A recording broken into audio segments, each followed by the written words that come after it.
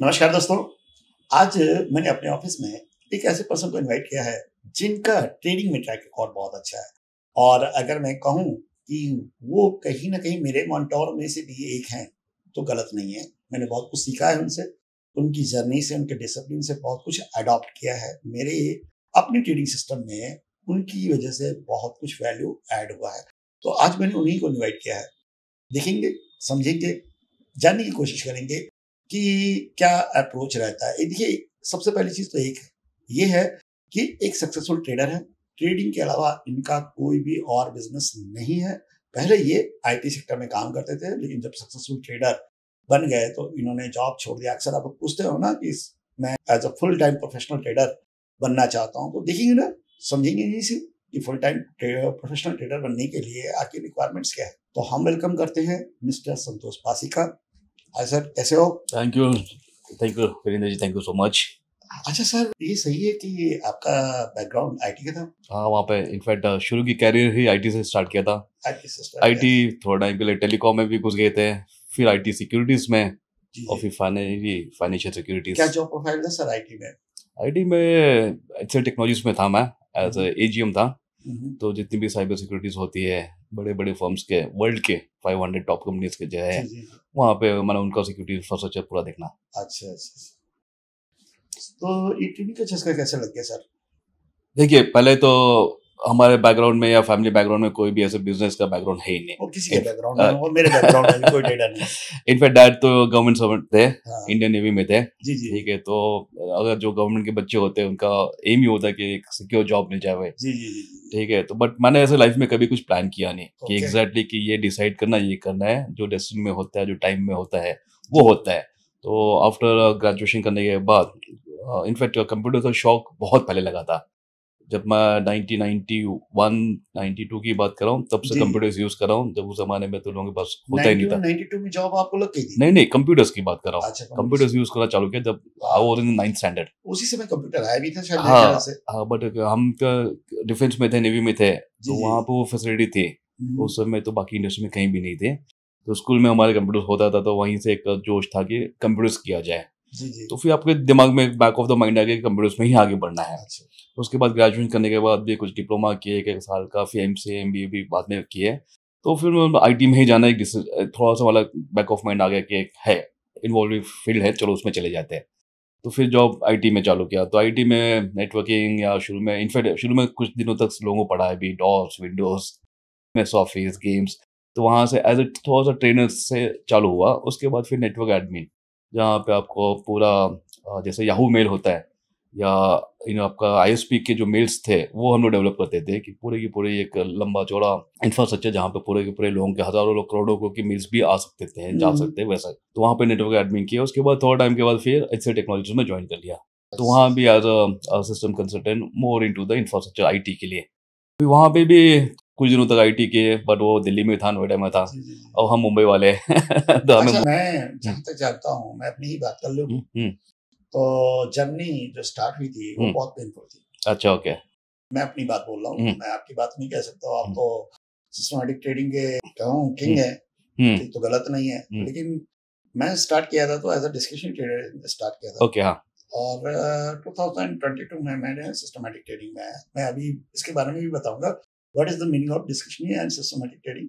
लेकिन हम्म, उससे पहले मैं ये जरूर पूछना चाहूंगा कि स्टार्टिंग में पेन हुआ था?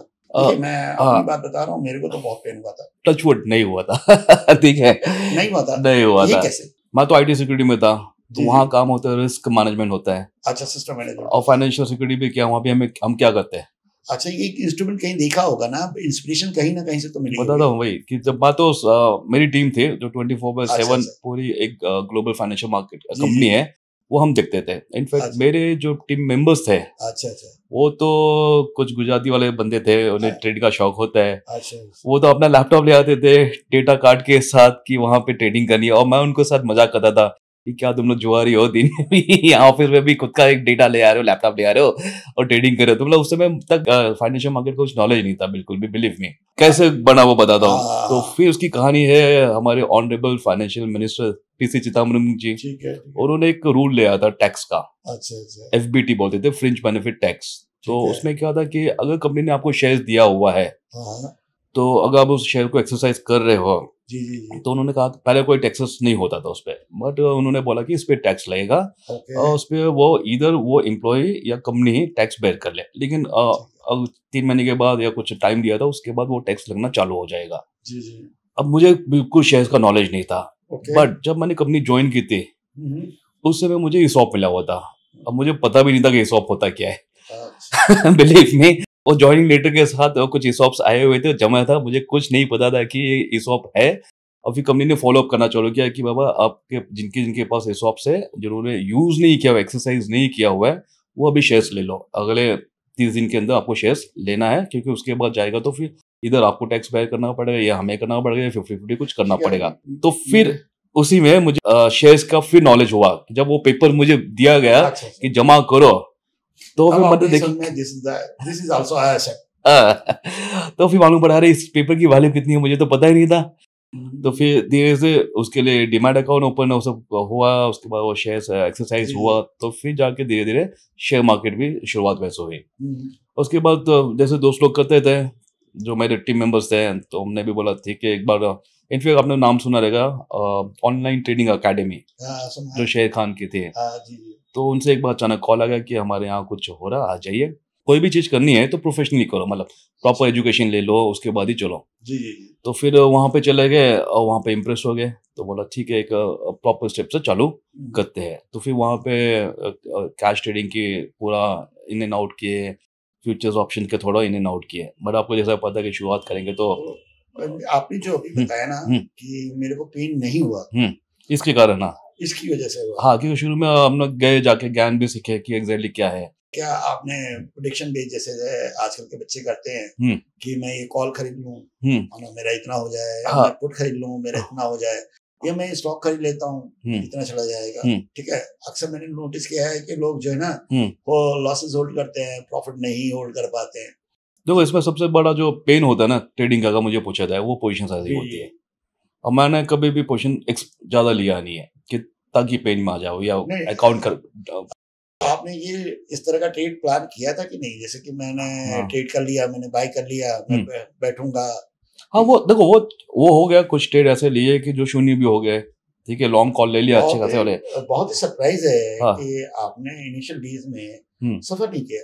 नहीं, मतलब एक्सपोजर ही कम था कि चल अच्छा, रहा था गाड़ी। आप देखिए, अच्छा, आपके पास सैलरी भी आ रही है, ठीक है। आपने थोड़ा सा कुछ उसमें से 5% का एक्सपोजर लिया, तो आपके पास पेन, मतलब वो जो फील करने वाली होती है, बेसिकली आपका रिस्क एक्सपोजर आपने बहुत ही बहुत कम था, कम शुरू से रखा ही है। कम था। तो ये एक अलग रीजन एक था एक एक रीजन ये था। सेकंड जी, रीजन है जी, कि हमने ट्रेनिंग लिया, तो ट्रेनिंग में बताया था कि सर जी। आपको कैलकुलेशन करने पोजीशन साइजिंग के, तो वो पोजीशन साइजिंग हमेशा ही छोड़ ही रही है हाँ, उस समय तक। और शायद मैं एक रीजन इसमें और ऐड करना चाहूंगा, उम्मीदें भी थी। हाँ हाँ, क्योंकि वो बिल्कुल मेरे लिए नया हाँ, था, तो हमने बोला थोड़ा क्या अमाउंट से करना ये है। होता है ना कि जो होप जो होता है ना कि मैं हम्म पैसा बनाना चाहता हूँ, हम्म मैंने जो नोटिस किया है कि आज पैसा बहुत आराम से बनता है, हम्म लेकिन जब बहुत ज्यादा जरूरत थी तब नहीं बनता था। करेक्ट, हाँ।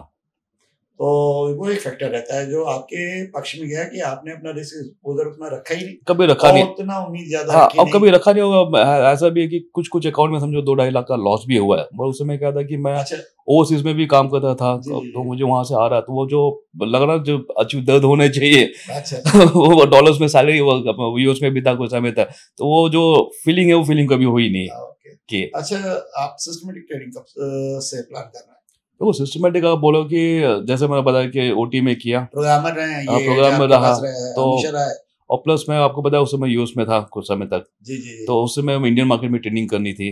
ओके, अब तो वहाँ पे दिन है तो यहाँ पे नाइट है, या ओके। वहाँ नाइट है तो यहाँ पे दिन है। तो वहाँ नाइट में मैं क्या करता था, कुछ अमी ब्रोकर एक टूल होता था, आपने भी सुना होगा। सुना है। तो अमी ब्रोकर में कोडिंग करके हाँ, तो अलर्ट डाल देते थे, तो सेमी ऑटोमेशन वहां से शुरुआत हुई अच्छा, कि मुझे वो पिप करता था, आवाज करता था सिस्टम, और फिर जाके ऑर्डर डाल कौन दो। सी ईयर की बात है ये? ये लगभग 2011-12 की बात है। ओके। उस समय अमी ब्रोकर उस में कोडिंग पीरियड करते थे। में उस तो पीरियड में आपने अलर्टिंग सिस्टम डाली थी कि जो डेटा आ रहा है अमी ब्रोकर के अंदर, वो आपको ओके, अलर्ट कर रहा है, कि पिप बजा है, मतलब अभी आपको ट्रेड लेनी है, या पिप बनी आपको एग्जिट करनी है? अर्ली स्टार्टिंग है एक तरीके तो से कोडिंग का आपने। नॉलेज है तो थोड़ा सा। हाँ, तो वो एज आपके पास रहा। मैं यहाँ पर एक हाँ। नया सवाल बनाता हूँ, क्योंकि मैं जब बात कर रहा हूँ सिस्टमैटिक ट्रेडिंग की, हम्म, तो कई एक व्यूअर्स ये नहीं समझ पा रहे हैं हम्म, कि what is the meaning of systematic hmm, trading. तो सबसे पहले मैं आपसे यही सवाल पूछता हम्म, हूँ, hmm, what is the meaning of systematic trading hmm, and what is the meaning of discretionary trading. दोनों में डिफरेंस क्या है, हम्म, दोनों में एलोकेशन कैसे होता है, हम्म, दोनों का रिस्क एक्सपोजर कैसे मैनेज किया जाता है, हम्म, और दोनों के बॉटम लाइंस क्या हैं हम्म। और टॉप लाइंस क्या है। ओके, तो डिस्कशनरी होती है, उसका हाँ। मतलब कि आपके मूड में आ गया, आपके जिज्ञासा नहीं, कह रही है। उसमें भी तो लोग प्रिडिक्शन करते हैं ना, हाँ, ट्रेड लाइन, सपोर्ट, रेजिस्टेंस, ये सब मार करके करते हाँ हैं वो करते हैं, इंडिकेटर बेसिस। बट वो देखो लाइन आगे लेना है, लेकिन तब भी प्रिडिक्शन लास्ट करते हैं। मोमेंट पे भी लेते लेते भी रुक जाते हैं, अच्छा, हाँ, ये तो होता है। वो होता है। तो मतलब कि सिस्टम ने बता दिया कि लेना है ट्रेड, हाँ, लेकिन लेते लेते आज मंगलवार, आज के दिन हम नहीं लेते। नहीं लेते हैं, और स्टडी में थोड़ा कंफर्मेशन का वेट करते हैं, हाँ, फिर डर कुछ लग करता रहा है, है। तब तक अचानक सिस्टम बहुत भाग जाता है ऊपर, तो जो ओके। लेना था वो मिस हो गया। हाँ, तो वो सारा क्या किया, कभी लेना है कभी नहीं लेना है, आज मेरी चलेगी आज नहीं चलेगी, यस, उस टाइम का काइंड ऑफ डिसीजन जो होता है उसको डिस्क्रिशनरी डिसीजन बोलते हैं। ठीक है। ठीक है, जो मतलब मुझे मूड में आया तो लूंगा, नहीं आया तो नहीं लूंगा। हाँ, कभी मूड फॉलो करेंगे पूरा सिस्टम को, मैं 2-4 दिन करेंगे, लेकिन इसमें इशू क्या है कि कभी कभी सिस्टम चलता भी है, एक दिन नहीं चला तो फिर उसी पे डाउट आओ कि ये सिस्टम नहीं चलता है, तो अनफॉलो करना चालू हो गया। मैं एज स्टार्टिंग डिस्कशन ट्रेडिंग किया था, हम्म, और उसके बाद 22 में मैं सिस्टमैटिक ट्रेडिंग किया। हम्म, मैं अपना प्रॉब्लम आपको बताता हूँ। हम्म, सिस्टमैटिक ट्रेडिंग में जब तक मैं था, हम्म, तो उस पीरियड में मेरे पास अच्छा खासा कैपिटल था, हम्म, लेकिन जब इंट्राडे की बात होती थी, हम्म, तो डिस्क्रिशनरी ट्रेडिंग में हम्म, 1 या 1.5 सीआर ठीक, से बस ज्यादा नहीं ये करता था, ये मेजर डिफरेंस है। which is around 10% of my total capital okay, उस समय। हाँ, तो वो भी बताता हूँ, मैं उसी पे आ रहा हूँ। हाँ, तो एक तो है कि मूड पे होता है, सेकेंड है कि आप उसको स्केल अप नहीं कर सकते हो। हाँ, डर लगता है। बिगेस्ट इशू कि मैं बोलूंगा कि मुझे आज डालना है ट्रेड 1 करोड़ का, और तो उंगली आपकी कांपनी चालू हो जाएगी। कल जैसे मैं किसी को सुन रहा था ना, तो वो कह रहे थे हम्म, कि आप प्रॉफिट कमाओ निकाल लो। हम्म, आपने भी सुना होगा, करेक्ट, हाँ, ठीक है, प्रॉफिट कमाओ निकाल लो। हम्म, अगर प्रॉफिट कमा लें, मैं एक टाइम के बाद मुझे समझ में आया, ये हम्म, चीज शुरुआत में नहीं समझ में आया, हम्म, 2018-19 के आसपास से ये चीज समझ में आने लगी, हम्म, यार मैं अपने डर को बीट नहीं कर पा रहा हूँ, करेक्ट, हाँ, आई एम स्कैर्ड, मैं करेक्ट, डर रहा हूँ। करेक्ट, हाँ, जब भी मैं थोड़ा सा कैपिटल साइज बढ़ाता हूँ, मेरा हम्म, पोजीशन साइज बढ़ जाता है, हम्म, और फिर मेरे डिसीजंस गलत होने लगते हैं, करेक्ट, हाँ, है ना। हाँ, उस वजह से मैंने अपनी कैपिटल साइज को कभी ज्यादा नहीं रखा। हम्म, पैसा अगर रिटर्न वाइज बात करें, हम्म, तो रिटर्न अच्छे बनाए, हम्म, ठीक है, लेकिन वो कभी टोटल कैपिटल पे नहीं अच्छे हुए। हाँ, तो वो मेरा एक फियर रहा। करेक्ट, हाँ, उसके बाद धीरे धीरे जैसे इंडिया में सिस्टम बिल्ड होने लगे, हम्म, धीरे धीरे आने लगे, स्केल अप करने लगे, तो मेरे को सिस्टमैटिक ट्रेडिंग में एक ही चीज अच्छी लगती है, I can deploy the capital and correct, go for sleep. मैं हम्म, सो सकता हूँ, करेक्ट, करेक्ट, मैं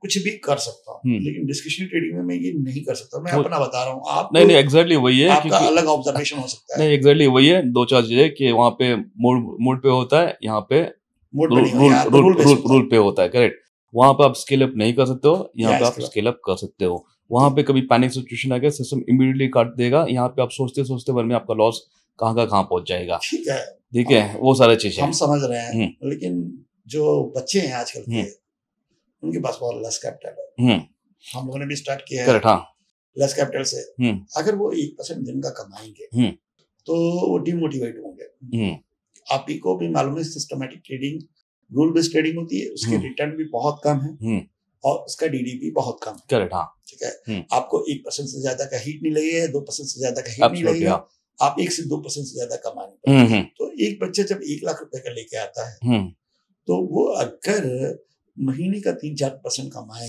हम्म, तो 3-4 हजार रुपए होता है। हम्म, तो कैसे वो नहीं अपने आप को सेटिस्फाइड करे? इसमें देखिए एक चीज है कि मेरा सवाल, इनफैक्ट इसका आंसर सवाल में दूंगा, ठीक है। आप सोचिए कि उनके हिसाब से ना जवाब दीजिए, हाँ, आप अपने हिसाब से जवाब तो दीजिए। देखिए मान लीजिए कि आज आपके पास 1 लाख रुपए हाँ, कैपिटल है, और आप सिस्टमेटिक ट्रेडिंग स्टार्ट करना चाहते हैं, तो 2-3 हजार रुपए जो मिलेंगे, क्या आप उससे सेटिस्फाइड हैं? इनफैक्ट मैं बोलूंगा कि मैं पूरे साल भर में लॉस नहीं किया, जो हाँ, 1 लाख रुपया था अगर वो बचा रहा, हाँ, तो मैं बोलूंगा आप सक्सेस हो। This is the psychological edge, ये इनफैक्ट साइकोलॉजिकल इनफैक्ट एज। मेरे पास जो कुछ स्टूडेंट्स कभी कभी आते हैं पूछने के लिए आते हैं, तो मैं बोलता हूँ कि आपने जो शुरू में 1 लाख या 2 लाख डाला हुआ है, तो पहला साल कमाना नहीं है, पहले जो 2 लाख रुपया है बोलो कि 2 लाख या 1 लाख रुपया है, कि मुझे 1 साल तक, साल के आखिर तक मैं 1 लाख रुपए बच बेसिकली जाऊंगे। क्या है ना, कि आजकल के बच्चे कमाना चाहते हैं। नहीं, यहाँ पे हम बोल रहे हैं कि आप रिस्क को मैनेज करो। अब वो 1 लाख रुपया को आपको खोना है, मैं इनफैक्ट बोलता हूँ कि आपको खोना है, लेकिन 1 महीने में नहीं खोना है, 1 साल में खोना है। हाँ, अगर आपने ये कर लिया तो आप सिस्टमेटिक राइट पाथ ट्रेडिंग पे आ गए। में आप 1 लाख रुपया खो ही नहीं सकते हो, कर रहा हूँ, खो ही नहीं सकते हो। वहां पे तो यही बता रहा हूँ ना कि कर जब रहा मैं आज फुल डिप्लॉयमेंट पे जाता हूँ, हूँ। ये इवन लेवरेज पे भी आता हूँ। एक्सपायरी के दिन में तो ओटीएम बाई करके के जो कैपिटल है 30 सीआर की उसको 60 सीआर पे डाल करेक्ट, देता हूँ। हाँ, ये भी करता हूँ एब्सोल्यूट, ATM हाँ, करके। वो होता ही है। वो किस कभी-कभी। वजह से होता है? वो सिर्फ इस वजह से होता है just because I believe on the system more than me. Correct, हाँ। मैं प्रेडिक्शन अच्छी करता हूँ, हम्म। लेकिन मैं उस प्रेडिक्शन पे भरोसा नहीं करता, मैं सिस्टम पर ज्यादा भरोसा करता हूँ, क्योंकि जो अमाउंट मैंने डिप्लॉय किया है वो इतना बड़ा है कि वो मेरे बिलीफ सिस्टम की धज्जियां उड़ा देगा अगर मैं डिस्क्रिप्शनरी ट्रेड प्लान करूंगा। एब्सोल्युटली। इनफैक्ट आप देखो, मैं तो आईटी बैकग्राउंड से हूँ, जी जी जी। कोडिंग वोडिंग कर लेता हूँ, हाँ हाँ तो मतलब मेरा शुरू से विश्वास है सिस्टम पे, हाँ, मशीन पे। ठीक है, मुझे बोला कि इंसान वर्सेस मशीन, मैं मशीन पर ज्यादा विश्वास करता हूँ कि जो मैंने रूल्स बोला हुआ है, जो मैंने कमांड्स दी है, वो उसी को फॉलो करेगा, उसके बाद दिमाग अगर नहीं है। मैं अपनी बात कर लूं तो मैंने भी तो सिस्टम ट्रेडिंग स्टार्टिंग तो अभी की गाइडेंस में की, उसके बाद धीरे धीरे इवॉल्व हुआ, तो उसके बाद ही स्केल अप हुआ। आज के हाँ आज की डेट में जो मैं 1 CR से ट्रेड करता, 1.5 CR से ट्रेड करता, तो शायद जिंदगी में स्केल अप ही नहीं होता। मेरा कहने का मतलब ये है, आप सबको मैं समझाना ये चाहता हूँ कि डिस्क्रिप्शनरी ट्रेडिंग अच्छी है आपके इमोशंस के लिए, लेकिन सिस्टमेटिक ट्रेडिंग अच्छी है आपकी कैपिटल। तो दोनों का एक मेरी अलग, हल्की से अलग रहेगी। जी जी जी। कि अगर मुझे चाय बनानी है जी जी और फैमिली मेंबर्स को देनी है, तो मैं मशीन नहीं यूज करूंगा। हाँ, मैं खुद चाय बनाऊंगा। कप 10 कप 20 कप चाय बनानी है, जी तो मैं इंसान वाला खुद डिस्कशनरी ट्रेडिंग टाइप काम करूंगा। ओके। बट कि मुझे वही चाय बनानी है लेकिन पूरी सोसाइटी के लिए बनानी है या पूरी शहर के लिए बनानी है, सर्व करनी है, तो फिर मैं खुद नहीं कर सकता, तो फिर मुझे मशीन डालनी पड़ेगी। तो आपको देखना है कि आपकी वॉल्यूम क्या है। अगर आप दिन में 4-5 ट्रेड ले रहे हो, छोटी कैपिटल है, तो शुरू में आप करो, मैनुअली करो, कोई तकलीफ नहीं है। लेकिन एक टाइम के बाद भी आप बोलो कि कोका कोला की आप खुद ही करके कोका कोला बोलो कि खुद ही एक ही जगह बना के पूरा वर्ल्ड में डिस्ट्रीब्यूट करो, नहीं कर सकते हैं। आपको उसमें सिस्टम्स डालने पड़ेंगे, ऑटोमेशन करने पड़ेंगे स्केल अप के लिए। अब इसी पे मेरा नेक्स्ट सवाल बनता है, सिस्टमैटिक ट्रेडिंग की जो स्ट्रेटजीज होती है और जो डिस्क्रिप्शनरी ट्रेडिंग स्ट्रेटजीज होती है, दोनों में मेन डिफरेंस क्या है? आखिरी में तो इंसान ही चलाता है, तो दोनों में इमोशंस होते ही है, दोनों में रिस्क रिवॉर्ड होता ही होता है, ठीक है। बट वहां पे जो डिस्क्रिप्शन बंदा कर रहा है ना, वो बंदा क्या होता है कि जो उसकी हिस्ट्री बनी है back of the mind, okay, वो कैरी करता है कि ये सिस्टम चलता है, क्योंकि उसके पास बैक ट्रेसिंग है ही नहीं उसका, ओके, ठीक है। उसके पास जो मुनाफा है वो उसके दिमाग में छप गया है, ओके। जो लॉस है वो भूल गया है, या उल्टा हो सकता है कि जो लॉस आया है वो दिमाग में छपा हुआ है, जो मुनाफा है वो भूल गया हुआ है, तो उसको पता ही नहीं रहता है कि वो एक्चुअली सिस्टम चल रहा है या नहीं चल रहा है। इनफैक्ट मैंने कुछ लोगों को देखा हुआ है कि जो बहुत ही रिजिड हो जाता है कि ये पक्का चलता है, और हमने मतलब उनको बोला नहीं चलता, नहीं पक्का चलता है। मतलब आपको मैं रूल आपको उसको ऑटोमेट करवा के बैक ट्रेसिंग दिखा देता हूँ, और बैक ट्रेसिंग के बाद ही जाके भी तभी भी उनको यकीन नहीं होता कि ये बैक ट्रेसिंग सच बता रहा है। अच्छा, मतलब इतने रिजिड हो जाते हैं, ठीक है। वर्सेस जब हम सिस्टम से ट्रेड करते हैं, अगले में ट्रेडिंग करते हैं, तो हम कुछ आइडिया बहुत ही सिंपल आइडिया लेंगे कि ये चल ही नहीं सकता है, और वो हम सिस्टम में डाल देते हैं और वो सुपर चलता है, तो हम उसको चला देते हैं। हमें कोई ऐसा नहीं कि यही जादू की छप्पी है, यही कॉम्प्लेक्स सिस्टम चलाना है, हमें जरूरत नहीं है। हमें सिस्टम वो चलाना है जो सिंपल हो, जो पैसा बनाओ, भले ही कम सिंपल हो या कॉम्प्लेक्स हो, लेकिन पैसा बनने चाहिए, मैं रिस्क को मैनेज करें। आप ये भी सोचो ना, ये 1 लाख रुपए का बच्चा लेके आता है, उसकी नहीं तो वही तो बताइए, 1 लाख है, मतलब 4-5 फैमिली मेंबर के लिए चाय बनानी है, तो मैं बोलूंगा उसको शुरू में मैनुअली ट्रेडिंग करो। अच्छा। गेम ऑफ सीखो कि क्या गेम होता है, एक साइकोलॉजी तो बिल्ड होने चाहिए, ठीक है। अगर 10 लाख से ऊपर की कैपिटल है तो मैं बोलूंगा अगर 1 CR तक का भी कम है तो आप मैनुअली करो, कोई तकलीफ नहीं है, कोई तकलीफ नहीं है। अब 1 CR हो गया है, डिसीजन गलत होते हैं, मेरे मान लीजिए कोई ऐसा बंदा है जिसके पास कैपिटल है, लेकिन उसका डर बहुत बड़ा हो जाता है डिस्क्रिप्शन ट्रेडिंग में, तो उसको स्विच करना चाहिए सिस्टमेटिक। देखो दो है, पहले तो अगर वो रूल फॉलो कर रहे हैं, मतलब पोजीशन साइजिंग बिल्कुल सही डाल रहा है। सर कितने लोग रूल फॉलो करते हैं? 1 लाख रुपए की कैपिटल का भी आदमी रूल फॉलो नहीं करता। मेरा तो बिलीव है कि human are very bad traders, ठीक है।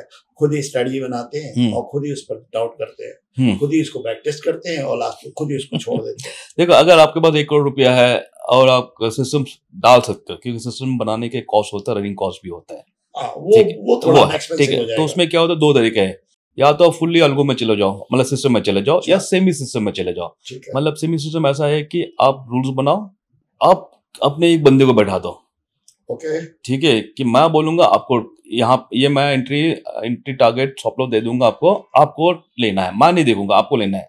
तो क्योंकि उसका पैसा नहीं है, वो आपका ऑर्डर्स फॉलो कर रहे हैं, तो वो इससे सही रिलेटेड मैं एक कहानी सुनाऊंगा। हाँ हमारे मामा जी थे, हाँ।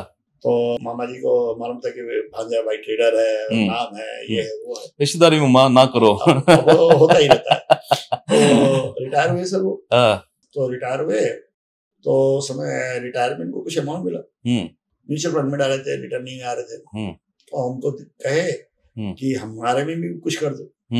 अब मैं कैसे करूं, मैं अपना अकाउंट भी कर रहा हूँ, ठीक है, बहुत कुछ मैनेज कर रहा हूँ, मेरे से नहीं पॉसिबल है, मैं मना भी नहीं कर सकता, ठीक है, मामा जी हमारे। तो फिर हमने क्या किया, अपने एक स्टाफ प्रीति पांडे नाम था उसका, उसको बुलाया, उसको 15 मिनट की कैंडल पे हमने कहा इस पे बाय सेल करना है, अगर इसके नीचे ब्रेक हुआ कॉल सेल करना है, इसके ऊपर जाएगा पुट सेल करेगा। यकीन मानो सर 5 महीने में 23% बनाया था उस लड़के ने। एब्सोल्युटली वो ज्यादा बेटर हुआ, क्योंकि अगर अगर ट्रेड में आप मैं लेते हो तो आपको अगर वही ट्रेड में करता तो शायद मेरे रिटर्न कम होते। करेक्ट। ये ऑनेस्टी की बात है। तो वही बता कि ये सेमी ऑटोमेशन हुआ जहां पे हम मशीन टू मशीन भी नहीं कर रहे, इंसान टू इंसान कर रहे हैं, लेकिन वो उस बंदे के पास कोई इमोशन नहीं है, वो उसका डर है आपके ऑर्डर्स का, कि आपने जो ऑर्डर दिया वो फॉलो करना है बस। बात कही ना किसी बंदे को उठा देता हूं, मुझे किस्सा था, मेरे पास था वो मैंने एक चलता है, लोगों को विश्वास नहीं होता है कि ये भी एक kind of algo system trading है, अल्गो ट्रेडिंग है बोल सकते। आप अपने आप को बेसिकली दूर रख रहे हो, है ना, आप अपने रूल को फॉलो करवा रहे हो किसी और बंदे के साथ, जिसका उसका पैसा नहीं है, बट वो आपकी सैलरी दे रहा है, क्योंकि वो आपको ऑर्डर फॉलो करना है। तो बेसिकली कहने का मतलब है कि आपका पैसा अगर है तो आप उसके अंदर इमोशनली इन्वॉल्व हो ही जाएगा, आप चाहे कैसा भी कितना भी, या तो आप उसको थर्ड पार्टी किसी बॉट के हाथ में पकड़ा दो, वो बॉट मशीन भी हो सकती है, वो बॉट इंसान आपका एम्प्लॉय भी हो सकता है, राइट। करेक्ट। तो बहुत अर्ली आपने ट्रेडिंग स्टार्ट कर दी। हाँ, लगभग 2008 में। और आपको बिलीव कब हुआ कि अब मुझे जॉब करने की कोई जरूरत नहीं है, मैं इससे ही अपनी पूरी जिंदगी चला सकता हूँ, इवन घर हो गया, इवन प्रॉपर्टीज हो गई, इवन स्किल अप कर सकता हूँ, ये भरोसा कब हुआ? जैसे नॉर्मल ट्रेडिंग तो 2008 से चालू कर रखी थी, जी, ठीक है, लेकिन जब तक मैं जॉब कर रहा था उसको स्केल अप करने की हिम्मत नहीं होती थी। अच्छा। क्योंकि आप जॉब भी कर रहे हो, आप तो ट्रेड को ध्यान नहीं दे सकते हो, कहीं अचानक मूव आ गया, इनफैक्ट एक दो अपनी अलग अलग कमिटमेंट्स हैं। हाँ, इनफैक्ट 2 बार ऐसा हुआ कि मैंने सिस्टम में ऑर्डर भी डाल रखा हुआ है, ऑर्डर ट्रिगर नहीं हुआ और हम किसी मीटिंग में चले गए, वो एरर्स दिखने पड़ते हैं, एरर्स फिक्स करने पड़ते हैं। करेक्ट। तो काफी मतलब वहाँ पे 1-2 बार चूक हुई थी, बट मेरा दोनों चल रहा था, जॉब भी चल रहा था, ठीक है, और ट्रेडिंग भी चल रही थी। लेकिन वो आपको पता है कि कोई भी नई फील्ड में आनी है तो 8-10 साल तो डालना ही पड़ता है। तो 2008 से लेके लगभग 2021-22 तक 12-14 साल हो गए थे। और उसके बाद फिर मैंने देखा कि अभी वीकली भी चालू हो गए थे, ऑलमोस्ट डेली ट्रेड हो रहा है, तो देखा कि रिटर्न्स काफ़ी आ रहे थे जो सैलरी का अबव जा रहे थे, ठीक है, एक तो वो हुआ, प्लस मालूम पड़ा कि अगर और इसको स्केल अप करना है तो एक ही जगह फोकस करना, अब दोनों नाव पे सवार होंगे तो थोड़ा टफ हो जाएगा। तो मुझे कॉन्फिडेंस भी आ गया कि एक प्लस कुछ प्रॉपर्टीज में ऑलरेडी इन्वेस्टमेंट्स हो गया था, ठीक है, तो मालूम पड़ा कि बैकग्राउंड इनकम जनरेट होने लगी। हाँ, एक फिर मैंने हिसाब किया था कि 3 साल तक का मुझे घर खर्च चलना चाहिए, भले ही कुछ भी ना हो तो भी उतना बैलेंस अकाउंट में हो जाने चाहिए, ये तो रहता ही है। हाँ, तो वो जब कर लिया उसके बाद 1-2 साल का रिटर्न्स भी देखा, अच्छे रिटर्न्स आ रहे हैं, बैक टू बैक ग्रीन में ही एंड हो रहे हैं, तो बोला अभी राइट टाइम में निकल जाते हैं। सेम कहानी मेरी भी है। अच्छा, ओके, एग्जैक्टली, मेरा भी रियल एस्टेट में अच्छा खासा इन्वेस्टमेंट है, और फैमिली की सारी जरूरतें वो रेंटल इनकम से सेम से दिस ट्रेडिंग अकाउंट सिर्फ कंपाउंडिंग के लिए। करेक्ट है। ये बात तो गई, आप एक सिस्टमैटिक ट्रेडिंग हो, तो मैं ये पूछना चाहता हूँ, आपको बहुत एक्सपीरियंस है, 2008 से आप ट्रेड कर रहे हो, तो मैं मान के चलता हूँ 17-18 साल का तो आपको एक्सपीरियंस है। अपने एक्सपीरियंस से मुझे बताइए किस तरह का ट्रेडर सबसे ज्यादा पैसा कमाता है? डायरेक्शनल ट्रेडर ज्यादा पैसा कमाता है, नॉन डायरेक्शनल ज्यादा पैसा कमाता है, या इसका मिक्सअप रखने वाला ज्यादा कमाता है? ठीक है, देखो अगर परसेंटेज की बात करो आप, आरओआई की केवल मान लीजिए कि मैं एक अलगोल ट्रेडर हूँ, हाँ, तो मैं डायरेक्शनल स्ट्रेटजीज डालूं, उसका आरओआई ज्यादा होगा बेसिकली, उसका डीडी भी ज्यादा होगा, करेक्ट, हाँ। नॉन डायरेक्शनल ट्रेड डालता हूँ तो आप उसको कैपिटल ज्यादा बढ़ा सकते हो, स्केल अप कर सकते हो, ठीक है। मेरे पूछने का मतलब ये है कि अगर मेरे पास लेस पैसा है तो मैं क्या ट्राई करूं? नॉन डायरेक्शनल, डायरेक्शनल, देखो मेरे हार्डकोर जो शुरू से है, जी जी ठीक है। इनफैक्ट आपने 2008 बोला, वो 2006 से ट्रेडिंग हल्की से चालू हो गई थी, 2008 में ऑप्शन की दुनिया में आ गया हाँ था, हाँ ठीक है। तो मेरी जो स्टाइल है वो है कि चार्ट ना देखो, अच्छा ठीक है क्योंकि द मोमेंट मैं चार्ट देखता हूँ मुझे बायस आ जाती है कि यार ठीक है मार्केट शायद ऊपर जाएगा या नीचे जाएगा। हेजेस बनाने के लिए नहीं मोस्टली नहीं, बेसिकली बायस हो जाए। द मोमेंट आप चार्ट देखोगे, ओके ओके आप ढूंढना चालू करेंगे कि मार्केट ऊपर जाएगा या नीचे जाएगा। जी जी मुझे वो बायस बनाना नहीं है, जी क्योंकि जी मैं नॉन डायरेक्शनल बनना चाहता हूँ। ठीक है तो इसलिए मैं जस्टिफाई करना है कि नॉन डायरेक्शनल बनना है, तो मैं कोशिश करता हूँ चार्ट ही ना देखो, जी जी क्योंकि अंडरलाइन की प्राइस है, मुझे लगता है ये अंडरलाइन प्राइस है, 2-3 टका ऊपर नहीं जा सकता है, 2-3 टका नीचे नहीं जा सकता है। तो जो मेरी स्ट्रैटेजी है, मेथड है, वो है start with the non directional okay non directional से ही स्टार्ट होता है। हो जी सकता है कि उसके बाद कोई पीटे, एक तरह का स्टॉप लॉस हिट हो जाए, दूसरे का कुछ हो जाए, एडजस्टमेंट करके ऊपर आ जाओ, देन डायरेक्शनल आ सकता है। बट इनिशियली कभी भी हम नॉन डायरेक्शनल से ही स्टार्ट करते हैं, अनबायस्ड, फुल ऑफ कैपिटल से फुल ऑफ कैपिटल से। बट मिक्स, हाँ, स्टार्ट नॉन डायरेक्शनल से होगा, उसके बाद भले ही कटा तो डायरेक्शनल बन पूरा जाएगा। कैपिटल तो उसमें नहीं जाएगा ना लोकेशन तो पूरा कैपिटल का तो नहीं होगा हाँ हाँ, क्योंकि नॉन डायरेक्शनल देखे, डायरेक्शनल होगा तो डायरेक्शन का स्टॉप लॉस हिट किया तो आप 100% फेल हो गए। हाँ हाँ अब नॉन डायरेक्शनल है, दोनों तरफ स्टॉप लॉस है, हाँ उसका भी स्टॉप लॉस एक तरफ का हिट किया, और आप 100% पास हो रहे हो, फेल हो रहे हो। नहीं फेल तो नहीं हुआ फेल तो फिर 100% नहीं हो रहे हो ना। तो नॉन डायरेक्शन में कि आप 100% फेल होने के चांसेस बहुत कम होते हैं, हाँ और डायरेक्शन में 100% फेल होने के चांसेस, ज़्यादा क्योंकि आपको एक तरफ कटेगा तो एक तरफ तो बना रहा है, दूसरी तरफ कटा दूसरी तरफ तो बना अच्छा रहा है। इस समय जो बाजार के डायनेमिक्स हैं हम्म वो इंटरडे में तो डायरेक्शनल ही हम्म आपने भी नोटिस किया होगा करेक्ट, हाँ। तो क्या इसमें नॉन डायरेक्शनल ट्रेडर सफर नहीं कर रहा इसमें इनफैक्ट काफ़ी ज़्यादा कर रहे हैं, क्योंकि मार्केट जो रिजीम है वो जैसे मौसम चेंज होता है, फैशन चेंज होता है, वैसे मार्केट की रिजीम भी चेंज होती है। जी तो कुछ समय आता है कि जहाँ पे आपको थोड़ा सा स्केल डाउन करनी पड़ती है। तो ये कम्युनिटी इस फाइनेंशियल में हमने थोड़ा सा स्केल डाउन किया कि मार्केट की रिजीम बहुत क्या है, गड़बड़ हो गया है, मतलब कि हमारे जो प्रीमियम पहले जो मिलते थे अभी काफ़ी कम हो गए। अच्छा इसको थोड़ा सा और अच्छे से एलोबरेट करते हैं क्योंकि ये अलग अलग तरीके की ऑडियंस देख रही है किसी के पास 1 लॉट की कैपेसिटी है, किसी के पास 2 लॉट की कैपेसिटी है, कोई है जिसके पास 50-100 लॉट की कैपेसिटी है, और उनके हिसाब से थोड़ा एलोबरेट करते हैं। ओके, 1 लॉट है तो नॉन डायरेक्शनल बेटर है, डायरेक्शनल बेटर है। मैं बोलूँगा 1 लॉट है तो मैं छोड़ने वाला नहीं हूँ सवाल को, घुमा घुमा के पूछूंगा मैं सवाल।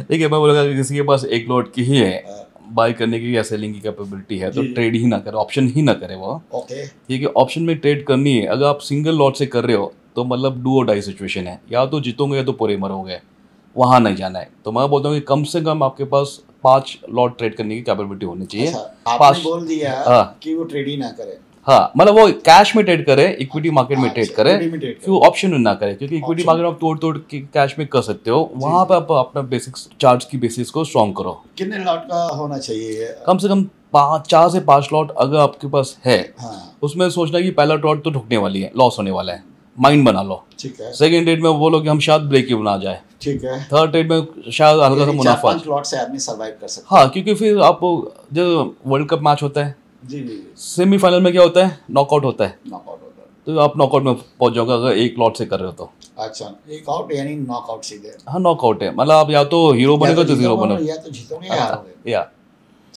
ठीक है हाँ। चलिए 10 नहीं मैं मानता हूँ मेरे पास 100 लॉट की कैपेसिटी है। ओके, हाँ। मेरी कैपिटल 3 CR के आसपास है। तब मैं क्या करूँ?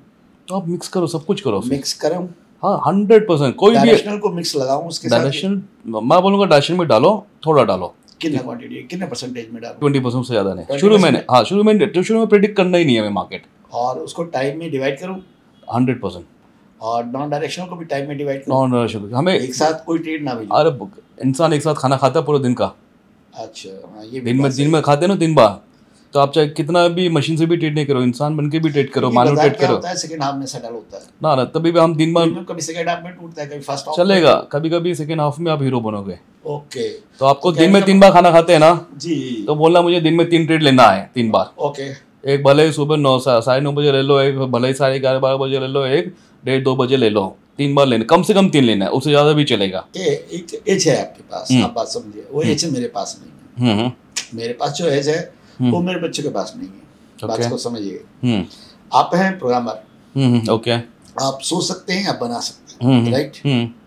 मैं हूँ एक ट्रेडर, मैं सोच सकता हूँ, बना नहीं सकता, ओके, लेकिन मैं खरीद सकता हूँ। अच्छा, ओके, हाँ, डेवलपर हायर कर सकता हूँ, मैं अपनी टीम बैठा सकता हूँ और उनसे वो काम करा सकता हूँ जो मैं सोच सकता हूँ। लेकिन ये बच्चे दिख रहे हैं, ये उतनी बड़ी कैपिटल से नहीं है, इतना बड़ा इंफ्रास्ट्रक्चर बिल्ड करना उनकी बस की बात नहीं है। ओके, हाँ, एक्सपीरियंस भी नहीं है, बिल्ड करना भी नहीं चाहिए स्टार्टिंग में। तो आप कुछ ऐसे थर्ड पार्टी प्लेटफॉर्म्स बताएं जो इस समय अच्छा काम कर रहे हैं और जिन पर हम एल्गोरिथम ट्रेडिंग प्लान कर सकते हैं as per back test okay, और एज पर डिप्लॉयमेंट। तो बैक टेस्टिंग करनी है, ठीक है। आज के दिन में जैसे स्टॉकमॉक है जी, उनका जो प्लेटफॉर्म है वेब बेस्ड प्लेटफॉर्म है, काफ़ी अच्छा है।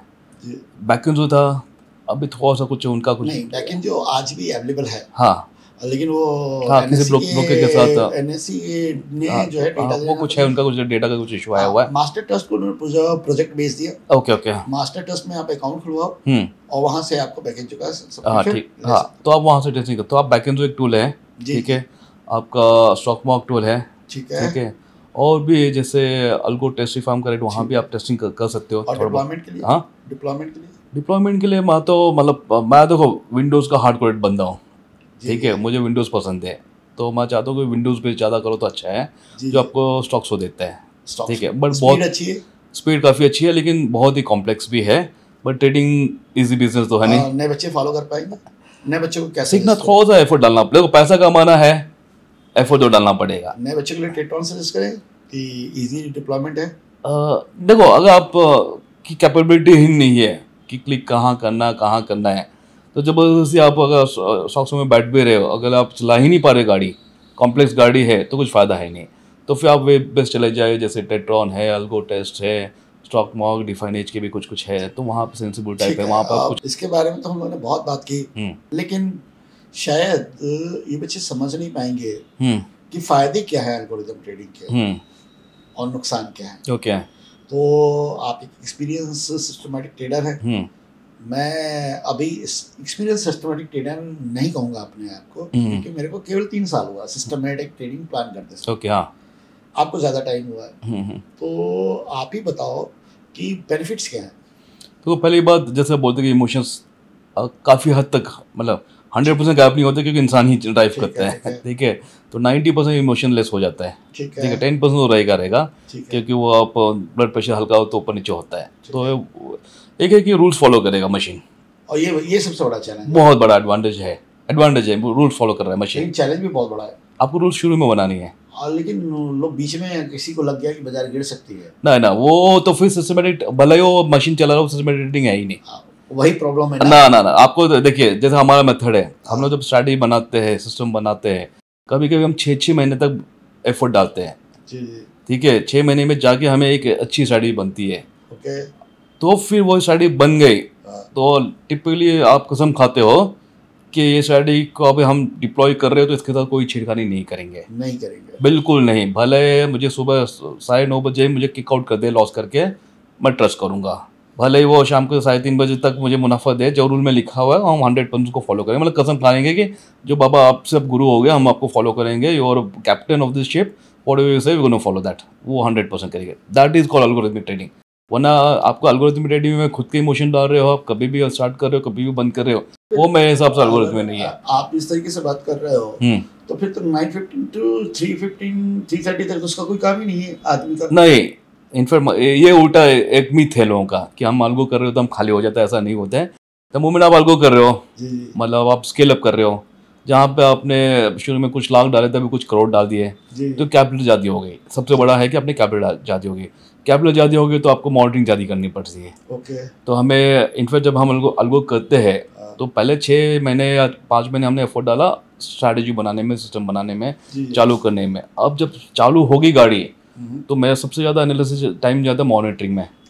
कि सिस्टम चालू हो गया तो हम डैशबोर्ड देखते रहते हैं कि पोजीशन सब सही गई है, नहीं गई है, कहीं ब्रोकर्स का एपीआई डाउन नहीं हो गया, कहीं एक्सचेंज डाउन ना हो गया, कुछ ऑर्डर्स जाने थे जो फेल हो गए, for whatever reason. Basically monitoring करते हैं, कोई बग्स आए तो उसको फिक्स करना है, कुछ हाँ, और एनालिसिस करते जाना है। ऐसा नहीं कि आपको सिस्टम चल रहा है तो हम शाम को एक बार एनालिसिस करते हैं कि बाबा बैक टेस्ट के हिसाब से आज का ये रिजल्ट होने चाहिए था, बैक टेस्ट से मैच कर रहा है, हाँ नहीं कर रहा, तो हम एक्चुअली शाम को वापस बैक टेस्ट रन करेंगे आज का। मैं अपना तरीका बताता हूँ, मैंने एक स्ट्रैटेजी बनाई, तो मैं किस तरीके से डिप्लॉयमेंट करता हूँ, शायद मैं भी कुछ वैल्यू ऐड कर सकूँ आपके पास। एब्सोल्युटली यार, हर ट्रेडर का बस कुछ ना कुछ सीखने को होता ही है। तो मैं जब ये स्ट्रैटेजी बनाया, बनाने के बाद मैं उसको 5 लॉट पे 3 महीने चलाता हूँ। ओके, हाँ, फॉरवर्ड टेस्ट करता हूँ। और उसको एक्सेल में मेंटेन कर दूँ। करेक्ट। ठीक है, एक्सेल में मेंटेन करने के बाद जो मैंने बैक टेस्ट किया हुआ है और उससे जाके उसकी सिमिलरिटी देखता हूँ, फिर से बैक टेस्ट करता हूँ 3 महीने बाद। उसको बैक टेस्ट कर लिया और फिर मेरा जो फॉरवर्ड टेस्ट है जिसमें रियल ट्रेडिंग की है मैंने 5 लॉट से, दोनों को मैच करता हूँ। इफ 19-20 है ओके है, करेक्ट, लेकिन वो 15-20 है फिर गड़बड़ है। फिर वो गड़बड़। एक्चुअली क्या होता है कि बहुत सारे जो बैक टेस्टिंग टूल्स जो बने हुए हैं नेट पे, ठीक है, जो किसी थर्ड पार्टी ने बनाया हुआ है ना, वो लुक्रेटिव दिखता है रिजल्ट, और रियल में बहुत फर्क दिखता है। ये समस्या इतना बड़ा था मेरे लिए 2024 तक, जब तक मैंने अपना सिस्टम, अपना इंजन नहीं बनाया बैक टेस्ट का, तब तक इतना बड़ा नाइटमेयर था मेरे लिए कि बैक टेस्ट अलग बता रहा है और फॉरवर्ड टेस्ट अलग बता रहा है, कैसे फिक्स करना है। फिर मैंने जाकर धीरे धीरे चीज़ों को समझना चालू किया, स्लिपेज को काउंट करना चालू किया, फिर जाकर मैंने बैक टेस्ट उसी हिसाब से बनाने चालू किए, फिर उसके फॉरवर्ड टेस्ट में जाके उसको सिमिलरिटीज की, तब जाके मेरा सिस्टम परफेक्ट है, आज की डेट में काम कर रहा है, जिसमें बाजार के 3-4 कर मैं आराम से झेल पाता हूँ। लेकिन अब बाजार 3-4 कर कितने पॉइंट्स की मारती है उस पर भी डिपेंड करता है, लेकिन वर्स्ट के सिनारियो में भी 1% से ज़्यादा का लॉस नहीं करता हूँ इस पीरियड में। और ये बाजार ने मुझको सिखाया है, समय समय पे स्टडियाँ चेंज भी होती है ना। अक्सर लोग कहते हैं कि ये स्टडी काम कर रही है, वो स्टडी काम कर रही है। हम अगर आप मुझसे पूछो कि क्या काम कर रहा है, मैं कहता हूँ जो पैसा बना रहा है वो काम कर रहा है, जो पैसा नहीं बना रहा वो काम नहीं कर रहा। तो मेरे को बाजार के डायनेमिक के हिसाब से अपने आप को चेंज करना है। मौसम चेंज होता है, हमें भी चेंज होना ही पड़ता है, वैसे चेंज करना है। अच्छा सर, मैं एक सवाल और पूछना चाहूँगा, क्या F&O ट्रेडिंग करना जरूरी है? अच्छा, मैं आपसे पूछता हूँ, आपके पास अकाउंट में 2 करोड़ रुपया पड़ा हुआ, ट्रेडिंग अकाउंट में पड़ा हुआ है, तो आप मेरे पे ही पलट दे रहे हो। कभी कभी सवाल का जवाब सवाल ही होते हैं, जैसे जवाब आता है। अब आपके पास 2 करोड़ रुपया पड़ा हुआ है, या लेट्स से कि 2 करोड़ है, हो सकता है कि डायरेक्टली के आपके अकाउंट में कैश पड़ा हो या आपके स्टॉक्स पड़ा हुआ है, तो आप ट्रेडिंग करोगे नहीं करोगे? आप तो करीब 3 साल से करो। दोनों को अलग अलग क्वेश्चन की तरफ मैं लेता हूँ। मेरे पास 2 CR बैंक में है और मेरे पास 30 CR का स्टॉक पड़ा है, करेक्ट। तो सबसे पहले आते हैं 2 CR बैंक में, अकाउंट में। तो सर मेरा बैंक कितना देगा? मैं बता रहा हूँ, मेरा थॉट प्रोसेस ही बिल्कुल अलग है। अब मैं क्या करूँगा, मैं उस 2 CR से एक प्रॉपर्टी खोजूंगा। ओके, अभी स्टॉक मार्केट की बात ही नहीं करूँगा। ओके, हाँ, ठीक है, अच्छा खासा रेपुटेशन है बैंक में, ठीक है, क्रेडिट स्कोर है। मैं एक ऐसी प्रॉपर्टी खोजूंगा जो 1.5-2 CR के आसपास हो, करेक्ट, ओके, लोकेशन अच्छी होनी चाहिए और कम से कम उस पर मैं 70,000 to 1 लाख रुपए का रेंटल इनकम निकाल सकता हूँ। यानी जो लोकेशन है, जिस लोकेशन के आसपास में रहता है, या लखनऊ के किसी भी ऐसे लोकेशन पे जहाँ पर शॉप्स अच्छी तरीके से रेंटल पे चले जाए, ये लोकेशन ढूंढूंगा। ओके, बैंक से लोन लूंगा। अच्छा, 100%। मैं अपनी बात बता रहा हूँ, मैं किसी और की बात, 100% लोन लूंगा। ठीक है, 2 CR है मेरे पास, तभी आप लोन, मैं बैंक से लोन लूंगा। प्रॉपर्टी खरीद ली, ठीक है, कंस्ट्रक्शन करा लिया, 15-20-25 लाख रुपए जो लगा कंस्ट्रक्शन करा लिया, रेंटल चढ़ा दिया। ठीक है, अब बैंक से मेरे को EMI बनती है 10-15 साल की, मान लीजिए 1.5 लाख रुपए, 2 लाख रुपए, 1 लाख रुपए। ओके, ये पैसा मुझे देना है, मेरी कैपेसिटी है ये पैसा देने की, लेकिन मैं देना नहीं चाहता। आप पूछो कैसे नहीं देना चाहता, तो मैं इसका तरीका बताता हूँ। अब 2 CR लेके आऊंगा मैं, 2 रेशियो में लेके आऊंगा 60-40। ठीक है, 60 में टॉप 1 एसेट क्लास जाएगा। ठीक है, इसमें सिल्वर भी जाएगा, गोल्ड भी जाएगा, निफ्टी 20 भी जाएगा। ओके, और अच्छे डेप्ट फंड जाएंगे जिनके 8 to 9% रिटर्न है। ऑसम, ओके, ठीक है। उसके बाद जाएगा 30-10 के रेशियो में, 30 में blue chip stocks, large cap, और 10% में मिड कैप। अच्छा, ओके। अब ये बास्केट मेरे को साल में 15 to 20% बना के देती है, मैं ये मान के चलता हूँ। ओके, हाँ, वो तो विच इज अराउंड, अगर मैं 20% जोड़ता हूँ तो वो करीब 40 लाख हो गया। हाँ, तो आपका EMI जो देना है, अब ये पैसा ऐसे पड़ा है, मैंने ये खरीद लिया, 40 लाख रुपए मेरे को मिलेगा, मैं यहाँ भी सेटिस्फाइड नहीं, तो अब उसको मैं कोलेटरल में डिवाइड करूँ करके। ओके, हाँ, अब उस इंट्राडे में मेरे को अगर 10% भी साल का मिलता है, बुरा है सर? हम तो वही करते हैं, वो तो लोगों को समझ में नहीं आता है कि मुझे क्यों 100% बनाना है। मैं 10-15% में भी बना सकता हूँ बहुत अच्छा पैसा। बेसिकली अगर आप देखोगे तो मेरा रेंटल इनकम से, ठीक है, रेंटल इनकम में कुछ ऐड कर देता हूँ तो मेरा EMI जा रहा है, करेक्ट, हाँ, मेरी एसेट खड़ी हो रही है, दूसरी मेरी दूसरी एसेट खड़ी हो रही है, करेक्ट, है ना, तीसरा मेरा ब्रेड एंड बटर, और तो मुझे उस F&O ट्रेडिंग में तो 2% चाहिए ना सर साहब, महीने का। बस हम वही बता रहे, हम 18%, 2%, 24% आ गया साल का, तो या 36% आ गया, 3% आ गया, तो हम तो किंग हो जाते हैं। दैट्स व्हाई मैं सिस्टमैटिक ट्रेडर, करेक्ट। जबकि डिस्क्रिप्टिव में बहुत अच्छी प्रेडिक्शन करने के बावजूद मैं सिस्टमैटिक ट्रेडिंग पे इसलिए भरोसा करता हूँ कि मैं पूरी अपनी एसेट को निचोड़ सकता हूँ। चलो, मैं हाँ। एक ही पैसे को 3 बार घुमा सकता हूँ, मैं हम्म। एक ही पैसे से 3 बार कमा सकता हूँ और इसको स्केल अप कर सकता हूँ। देखो, अल्गो ट्रेडिंग का सबसे बड़ा एडवांटेज है स्केल अप। हाँ, और अब दूसरा सवाल, अगर 2 CR का कोलेटरल है, हाँ, तो मैं उसको प्लेज मार कर डे प्लान करूंगा, उससे भी कमा सकता हूँ। समझ ना? तो ये एक मेरा थॉट प्रोसेस है। इनफैक्ट इसी बता दूं कि जैसे मुंबई में मैं फ्लैट से, क्योंकि मैं पहले जॉब करता था, EMI पे ले रखे थे मुझे चाहिए, तो मैं अभी कभी भी एक दिन में भी पूरा EMI बंद कर सकता हूँ। लेकिन बिल्कुल आपकी मेथोडोलॉजी है, EMI में चलने देना चाहिए, वो जो पैसा है उसे ट्रेडिंग करेंगे। ये मेरा हो गया, आपने मेरे से पूछ लिया, अब यही चीज मैं आपसे पूछूं तो आप कैसे करोगे?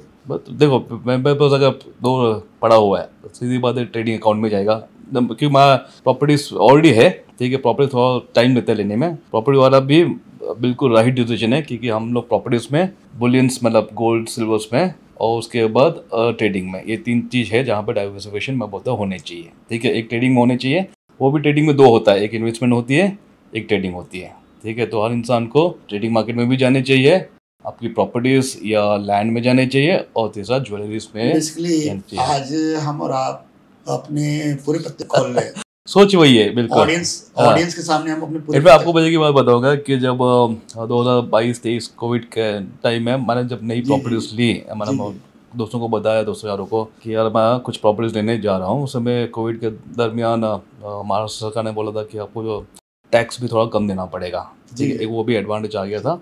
तो मैंने कुछ प्रॉपर्टीज लेने का सोचा, और मैंने दोस्तों को बोला जो ट्रेडिंग कम्युनिटी के हैं, तो उन्होंने बोला ये गलत डिसीजन है, वही पैसा आप ट्रेडिंग में डालोगे तो आपको 36% आएगा, और वहाँ पे रेंटल इनकम आपको 3% भी नहीं आएगा साल का। लेकिन मुझे पता कि नहीं, मुझे डाइवर्सिफिकेशन करना है, बिल्कुल। और कोविड के दरमियान ऐसा था कि पता नहीं कल आप जिंदा भी हो नहीं हो। मुझे ट्रेडिंग आती है, बट मेरी फैमिली मेंबर्स को नहीं आती है, ठीक है। अच्छा सर, एक चीज बताओ, इतना सब कर रहे हो, इतना दिमाग चला रहे हो, तो ये खतरों के शौक क्यों पाल कर? मैं देखता हूँ स्काई डाइविंग कर रहे हो, मैं देखता हूँ बंजी जंपिंग करने जा रहे हो, डर नहीं लगता? तभी तो ट्रेडिंग करता हूँ। अरे वो तो सिस्टमैटिक करने वाली जगह ही नहीं है वो। बचपन से करो ना सर, डर लगेगा। देखो, डैड कहाँ थे? नेवी में थे जी। तो बचपन बीता कहाँ पे? डिफेंस एरिया में बीता। ओके। जहाँ पे कमांडोज के ट्रेडिंग कैंप्स लगते थे। अच्छा। वो सांपों से, कीड़ों से, जॉगिंग से वो करते हैं, तो शौक वैसा आया। अगर इतना रिस्क लेने की कैपेसिटी है तो डिस्कशन ही करना चाहिए, आपको सिस्टमैटिक नहीं करना चाहिए। नहीं तो इसमें भी आपने देखा कि स्काई डाइविंग, तो मैंने देखा कि सामने वाले बंदे ने जंप मार चुका है, जिंदा नीचे आ चुका हुआ है। मेरे सामने होने के सामने एक बंदा जंप मार ले और जिंदा आ गया, तो फिर बोलता मैं चांस ले सकता हूँ। तो वैसे स्काई डाइविंग की, जहाँ पे प्लेन में जाके 10,000 फीट पर जाके जंप मार ले। ये है कि डिस्कशन में जंप मारोगे जिंदा आओगे कि नहीं आओगे? नहीं, हर बंदा नहीं आता है ना। ये बात तो सही है। तो हाँ, मैं देखा कि प्लेन में लोग जा रहे हैं 10,000 फीट पे, 12,000 फीट पे जा रहे हैं। मैं अपनी बात बताता हूँ, 2009 से, ठीक है, मेरे को इतना साल हो गया है ना। जब ट्रेनिंग किया तो मैं 4 बार अपना अकाउंट ब्लॉक किया था डिस्कशनरी। अच्छा। तो इमोशनल सेटबैक्स लगे डिसीजन, लेकिन जब से सिस्टमैटिक ट्रेडिंग किया तब से कोई सेटबैक नहीं। एक मैं आपको मस्ती में बताता हूँ, ठीक है, मस्ती में ऑडियंस के लिए। एड्रेनलिन चाहिए मुझे बचपन से ही, कि थोड़ा सा प्रेशर आपके आने चाहिए। तो वो प्रेशर शुरू में स्काई डाइविंग से आता था। स्कूबा डाइविंग जो समुद्र में 60 फीट नीचे जाके, अच्छा वो भी ट्राई कर लिया। 3rd level certified diver, try नहीं, सर्टिफाइड। जमीन में आपका 180 फीट नीचे कैप्टन्स बोलते हैं, वहाँ जा चुका हूँ। मतलब आपने वो मूवी देखी है जिंदगी ना मिलेगी दोबारा? हाँ। उसमें 2 सीन है, एक गाय के सामने, बैल के सामने भागना, वो नहीं किया क्योंकि कभी चांस मिला नहीं। टोमेटो वाला भी चांस मिला था, लेकिन वो यूके में था, थोड़ा काफी दूर लोकेशन पे था, और मेरे जो दोस्त लोग थे वो जाने को तैयार नहीं थे। अपना एक्सपीरियंस आपके साथ, और उस मूवी में बाकी सब कुछ कर चुका हूँ। तो अपना एक्सपीरियंस आपके साथ बताता हूँ। आप हम कभी सेमिनार में मिलते हैं तो मैं 6 बजे साइलेंट फोन कर देता हूँ कि मेरे को जलपरा नहीं बनना, नहीं तो आप तो स्विमिंग पूल में उसको हमको खींच लोगे, है ना। चलो स्विमिंग पूल में, वो सब जानते हैं कि सुबह में स्विमिंग पूल में मिलूंगा। तो आपसे सबसे पहली मुलाकात कहाँ पे हुई थी? अच्छी से बात कहाँ पे हुई थी? स्विमिंग पूल में ही तो हुई थी। याद है, मैंने आपको जबरदस्ती बोला कि आ जाओ स्विमिंग पूल में मस्ती करते हुए। तो फिर मुझे एड्रेनल चाहिए, तो शुरू में एड्रेनल इन सब से हुआ। एडवेंचर करके आइस स्केटिंग करता था, रोलर स्केटिंग बैकवर्ड करता था, तो एड्रेनल वहां से मिलता था। वो मुझे एड्रेनल चाहिए। उसके बाद फिर वो जब बैंक निफ्टी चालू किया तो वो एड्रेनल की भरपाई बैंक निफ्टी करने लग गया, पूरा करने लगा वो, है ना। उसके बाद ऑप्शन ट्रेडिंग ने चालू कर दिया बाकी भी। तो कहीं नहीं कहीं से एक इंसान की नीड होती है कि एड्रेनल हो, तो एक्साइटमेंट चाहिए, भले वो आपको एडवेंचर एक्टिविटी करके मिले या ट्रेडिंग करके मिले। भाई इंटरडे ट्रेडर हम क्यों हैं? हम्म हम इसलिए ना कि एक्साइटमेंट चाहिए, हाँ लेकिन रिस्क प्रोफाइलिंग के साथ चाहिए। हाँ वो चाहिए। वो तो मैं आपको मैंने बताया ना, स्काई डाइविंग में बहुत सारे बंदे जिंदे आए, समुद्र में 60 फीट नीचे जाके, आइलैंड में 60 फीट नीचे जाके भी प्रॉपर, वहां भी मैंने प्रॉपर ट्रेनिंग की थी। ऐसा नहीं कि मैं समुद्र में सीधा गए, हमने महीनों तक हर वीकेंड में 40-50 माइल्स दूर जाता था लॉस एंजलिस में, वहां पर ट्रेनिंग लेता था स्कूबा का, स्कूल के पूल में। ठीक है, वहां पर जब कंफर्ट आया तो फिर मैं बोला अभी मुझे एलए के आइलैंड में वहां पर जाना था, आई थिंक कैटेलियन आइलैंड ही था, वहां पर जाके हमने किया था। तो आपको ट्रेनिंग लेके ही करनी है। तो यहाँ भी ट्रेनिंग, जैसे ट्रेनिंग की तो वहाँ ट्रेनिंग ली या बैक टेस्टिंग की, कंफर्ट आया, हम इसको झेल सकते हैं, उसके बाद ही करते हैं। चलो सर, आपसे बात करके बहुत अच्छा लगा। कुछ ऑडियंस को बताना चाहेंगे कैसे आप तक पहुंचे, आपने जो अचीव किया वो कैसे अचीव करें? देखिए, पहली बात है कि जो ट्रेडिंग होती है काफ़ी कॉम्पिटिटिव बिजनेस है, महारथी लोग आपके सामने हैं। ठीक है, तो आपको सीख के ही जाना पड़ेगा, ब्लाइंडली मत जाइए। तो भले ही वो आप यूट्यूब से सीखो, भले ही किसी टीचर से सीखे,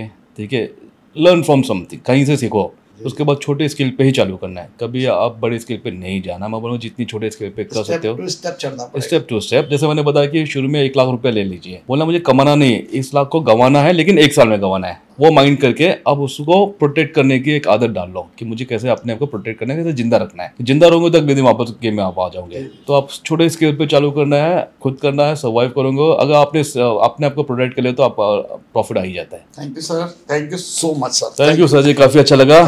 Thank you so much.